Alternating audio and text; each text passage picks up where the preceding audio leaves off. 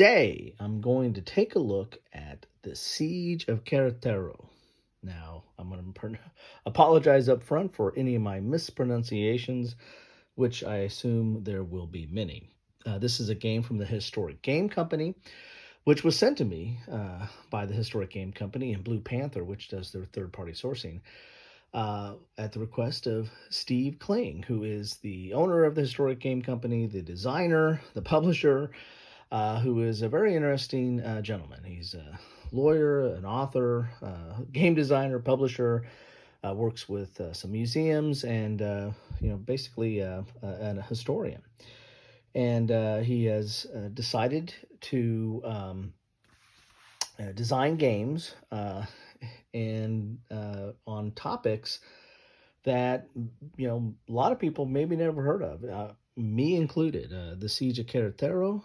Never heard of this. Did not know much about this, but that's why I like war games and why I like history games, and I like learning history through games, and this is right up my alley. So let's take a look at the back of the box here and try to find out a little bit more about what this game is about.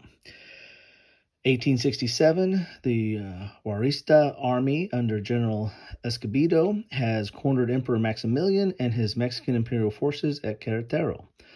While the Juarista have superior numbers, many of the emperor's troops are well trained and eager to fight for their emperor. However, the Juarista noose is tightening. The stage is set. The Siege of Queretaro is a low to moderate complexity tactical game on the Juarista Siege of Queretaro in 1867. The game takes about 90 minutes to play. One player commands the Juarista forces, and the other players command the Mexican imperial forces. Cards govern movement and combat and vary play. So, sorry for the glare there. So here's an example of the counters here, and we'll get a closer look when we get in the box. Here's an example of the map. Here's an example of the cards. And so, as you can see here from the cards, they have move, attack, and special.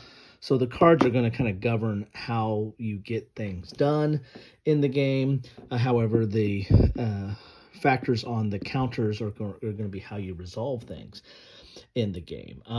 One of the common elements of this game, well, there's like two common elements. One is the consistency of the production quality. Well, that's Blue Panther. Blue Panther sources games for several smaller game publishers, mostly war game publishers. So the box, the counters, the cards, dice, any of that is going to be somewhat similar from Blue Panther game to Blue Panther game. Now, the consistency of the Historical Game Company games are that, yes, they have all those Blue Panther components. However, they add a canvas map, and I really do like the canvas maps that they have in their games. Now, Blue Panther offers canvas maps for some of the other publishers like Hollandspiel and the like, but usually those are kind of upgrades. This is a standard attribute of the Historical Game Company's games. Another consistent feature of the Historical Game Company games, at least the ones that I've played, or at least the ones I've unboxed so far, and I'll put a link to the stuff I've covered so far in the description. But they're very consistent with the same card play, with the same general factors on the counters, and with the canvas maps and the small footprint map. These maps are not that large, and when it says like 90 minutes, that's a pretty good estimation. In fact, if you're familiar with the rules, which are not very long, the rules are only about at most 4 pages, you can get this down in under 90 minutes if both sides are familiar with the rules. So let's get in the box and see what is in a game from the Historical Game Company, or more specifically, the Siege of Queretaro. There we go. There's a box there.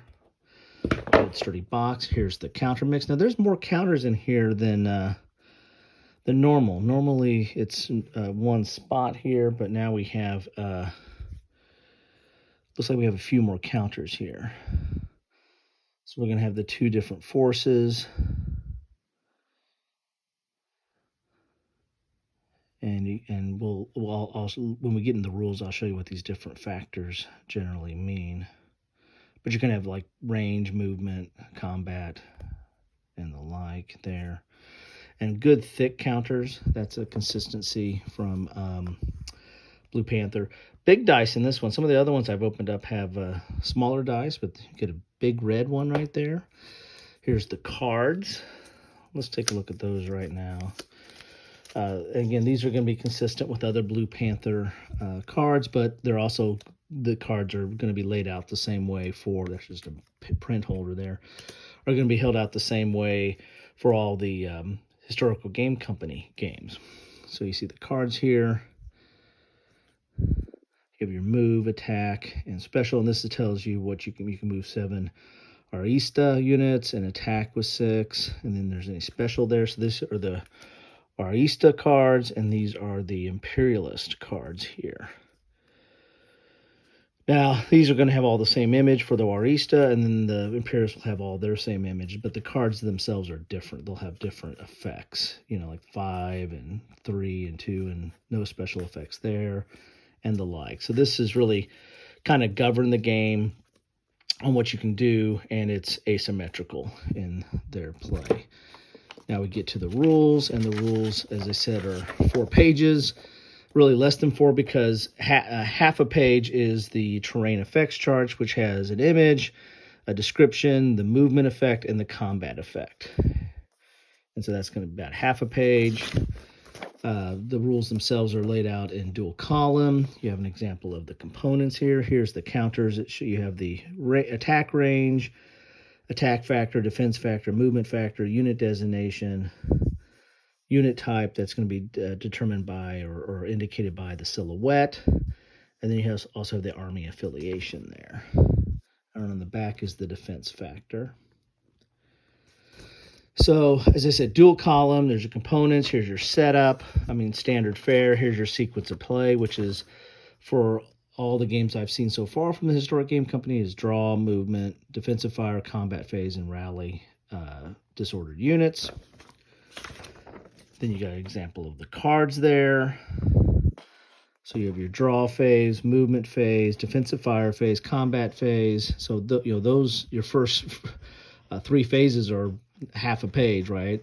Then you have combat phase, which is probably the largest section, which is 2 columns. Then you get into rally, victory conditions, and special rules. So, and then you got background and design notes. So, 3 pages of rules, really. So not that many rules there to really, so easy to get into. And once you played one of these, you're really going to be set up to play any of them in the series.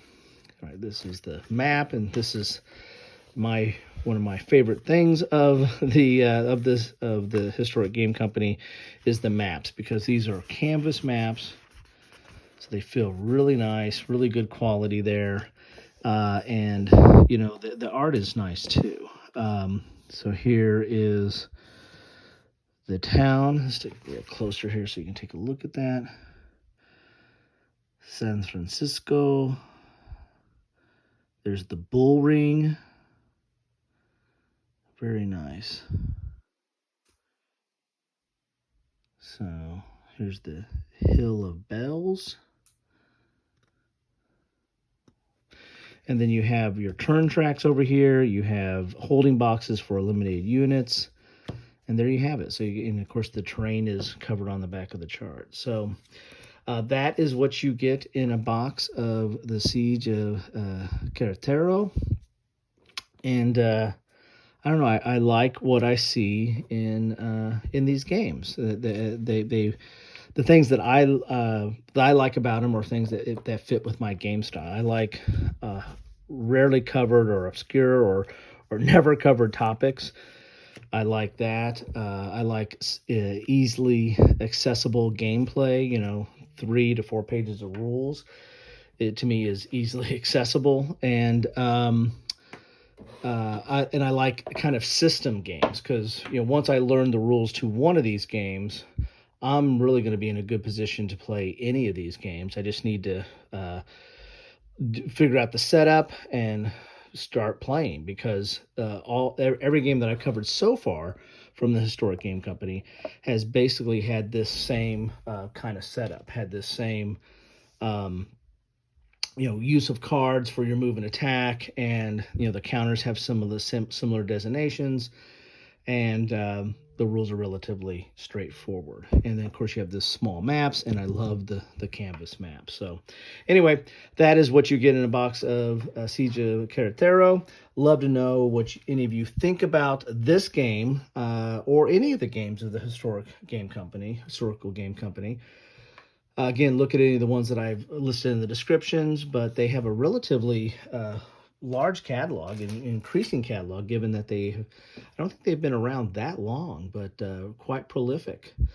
Anyway, love to know your thoughts on any of these things.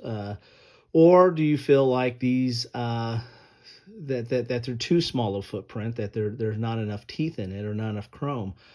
I kind of like the fact that they don't outstay their welcome. You can play these in an hour and a half, and really, maybe just a little over an hour once you get the system down. I like that aspect, and I like the aspect that they're covering different topics. So you're getting a feel for a lot of different topics and a lot of different variety, yet with the same core mechanics. Anyway, that's what I have for you today. Thank you so much for stopping by. And the best way I know that you stop by is, yeah, you guessed it, drop me a comment below about this game, about any of the historical game company games, or anything that's on your mind. Just keep it civil. Bye.